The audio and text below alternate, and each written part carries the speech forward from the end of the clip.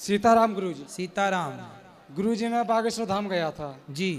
तो मैं वहाँ पे गया था, पहली अर्जी लगाई थी मैंने कि मेरी घरवाली को जहाँ भी जाना हो वहाँ चली जाए, कम से कम मेरे बच्चे मुझे मिल जाए भगवान। आपकी पत्नी जी।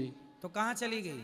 मतलब अपनी मैया के साथ रहती है, मेरे साथ ना रहती। आपके साथ क्यों नहीं रहती है? मेरे साथ ऐसे नहीं रहती गुरुजी। जब मेरी शादी हुई थी मथुरा वृंदावन में हुई थी, जो ये पानी गांव है ना, हाँ। उसमें गांव में मेरी शादी हुई थी। और यहाँ का उन्दी का मेरा जो ठेकेदार है, कम से कम वो 17 सब ठीक है, ये बताओ पत्नी क्यों नहीं रहती साथ में? जी। पत्नी साथ में क्यों नहीं है? इसलिए गुरुजी के मैं 4-5 साल पहले खुल के मना कर दिया कि मैं अब तुम्हारे ससुराल पैसा नहीं डालूंगा। ससुराल में पैसा नहीं दोगे? हाँ, मतलब मैंने जब शादी की थी ना, तो मैंने इतना कह रखा था कि जब तक तुम्हारा भैया शादी लायक ना हो जाएगा, हाँ। जब तक हम तुम्हारा साथ देंगे। और अब जैसे सालियों की शादी हो गई गुरुजी, तो हमारा फर्ज बनता है, आप बताइए। तो आप कितना पैसा देते थे ससुराल को? अरे ऐसे ही देते थे, मतलब कि हमारी जो सासू माँ हैं तो वो बीमार हुई थी, तो डॉक्टर ने मना कर रखा था हाँ। कि 1 घंटे के अंदर अंदर खून चाहिए, नहीं तो अपने मरीज ले जाओ। हाँ। तो मैं अपने पिताजी की कसम करके आया था, पिताजी को मालूम था कि इसको खून की ज़रूरत है। तो हमारे ससुर जी ने कहा कि बेटे एक काम करो, खून देने में कोई दिक्कत ना। तो मैं शुरू बचपन से ही ऐसा तो हूँ। आप अपना खून दे दिए सास को? दे दिए, और मतलब उनकी और सास अच्छी हो गई? सास अच्छी हो गई थी खून लेके? जी। मतलब बीमार हो गई थी, तो उनको मतलब हम जमीन वमीन गिरवी रख के फिर भी मतलब उनको ठीक करा लिया। तो आपने अपना खून दिया, उन्होंने खून पिया और ठीक हो गई? ना खून ना पिया, मतलब बोतल चढ़वा हाँ रखी। हाँ, मतलब बोतल जी। पी के ठीक हो गई। हाँ। फिर उसके बाद ससुर बीमार हुए तो ससुर भी तो खून मांगे ना। फिर उसके बाद मतलब उनको शराब पीते थे ना पहले। शराब पीते थे जी। तो उनको दिमाग में कैंसर हो सका था। फिर तो मैंने अपने पिताजी को मैंने कहा कि पापा एक काम करो, आप इनको, जब चुनवा में एमपी में दवा पिलाई जाती थी 36 रोगों की जी, तो मैं वहाँ पे जाके मैंने पिताजी से कही अपने कि पिताजी आप इनको लगा जाओ, हम काम पे जाते हैं, हम दोनों मियां पत्नी बीवी। क्यों भाग गई ये बताओ? बस इसी चक्कर में कि तुमने माँ को खून पूरा नहीं दिया नहीं। है? मतलब हम अगर हम उनके घर पे पैसा नहीं डालेंगे तो फिर हमारा कोई नहीं है। मतलब पत्नी चाहती है कि हमारे माँ बाप को पैसा देते रहो। हाँ। और खून भी देते रहो। अब वो तो गुरुजी जब से मैं जब सही है। मेरी 2015 में तो शादी हुई। पत्नी को बोल दो कि ले लो भाई 1000-2000। अब गुरुजी मैं तो इतना कह दिया कि मैं शराब छोड़ दूंगा, सब कुछ छोड़ दूंगा, मुझे बच्चों के साथ में वो रहने दे। कितना पैसा मांग रही है? अब पैसा ना मांग रही हैं, हैं? अब मेरे को जलील करवा गई। मैं थोड़ा बागेश्वर धाम में जाके वहाँ पे 3 अर्जी लगाई मैंने, तो उन्होंने फिर तीसरी अर्जी पे मुझे थोड़ा बहुत दिमाग दिया है। हाँ। मैंने वहाँ पे जाके गंगा जमुना सरस्वती मांगी, तो उनके से मैंने ये गाना लिखा है गुरुजी। तो ये बताओ कि पत्नी कितना मांग रही है आने का?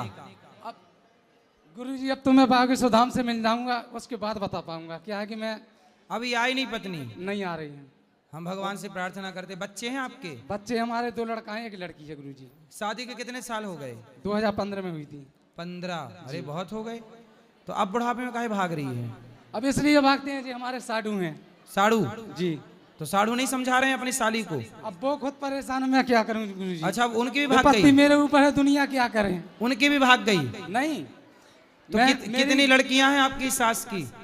उनकी हैं 6। 6? जी। तो 6 दामाद से पैसा मंगाती है सास? सभी दामादों से अच्छा मांगती है। हैं। सभी दामादों से मांगती हैं गुरुजी। सभी दामाद 6 लड़कियां हैं, सबके लाभ भाई गुरुजी। चंदा, मतलब गुंडा राज चल रहा है। गुरुजी मैं चुनाई भत्ता लाभ भत्ता। गुरुजी छोड़ दीजिए थोड़ा। हाँ। मैं तो ये साड़ू भी परेशान है? नहीं, वो नहीं है, मतलब ये हमारे रिश्तेदार है जो हमारा सगे साड़ू के साथ में जाती है ना, जिनके साथ घर काम पे। हाँ। मैं खुद ठेकेदारी, बचपन से ठेकेदारी लाइन में हूँ। चनाई पलस्तर पुट्टी भाई टाइल अपने साले कितने हैं आपके? 1।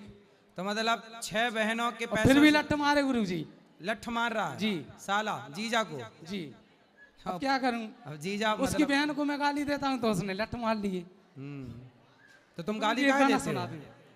पत्नी को गाली वाली ना दिया करो।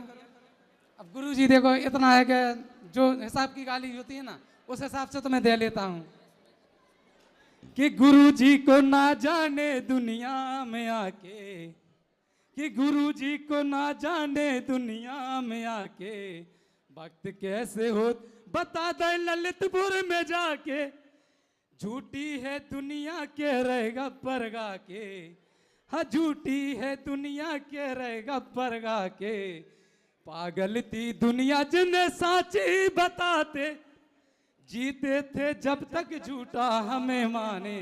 जब हम शराब पीते थे गुरुजी, शराब बागेश्वर धाम जाके अभी आया हूं मैं। सही है, अब नहीं पीना जी। जीते थे जब तक झूठा हमें माने, आ गए अपनी दुनिया सो राम ना पहचाने। कर लो करम अपने तुम्हें राम ना दिखावे, हाँ कर लो करम अपने तुम्हें राम ना दिखावे।